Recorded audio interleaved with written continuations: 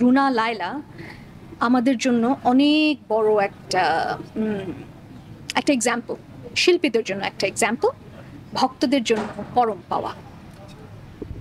সবচেয়ে পছন্দের দুই একটা গানের কথা যদি জানতে চাই। দুই একটা গান বলা ইম্পসিবল। ম্যামের সব গান পছন্দ, কারণ প্রত্যেকটি গান একটা চেয়ে একটা আলাদা, এবং সবগুলো গানের আলাদা করে বিশেষত্ব আছে, আলাদা করে ক্যারেক্টার আছে, পার্সোনালিটি আছে। পরবর্তী প্রজন্ম যদি এই লিভিং লেজেন্ডকে অনুসরণ করতে চায়, সবার আগে আসলে কি করা উচিত বলে?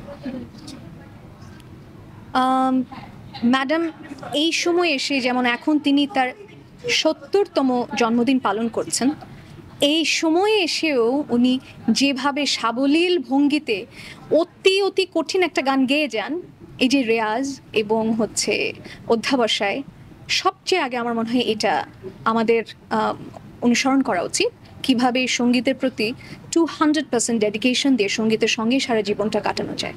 আর তারপর ম্যাডামের পার্সোনালিটি। ম্যাডাম এত বড় একজন মানুষ হয়ে সবার সঙ্গে কিভাবে এভাবে মিশে যায়, আদর করে, স্নেহ করে, এবং আমাদেরকে বলাই আছে যে I am just a phone call away. তোমাদের যে কোনো কিছুতে, যে সমস্যা, ভালো সময় খারাপ সময়, আমাকে তোমরা পাবে একটা ফোন কল অ্যাওয়ে। আমি এই ব্যাপারটা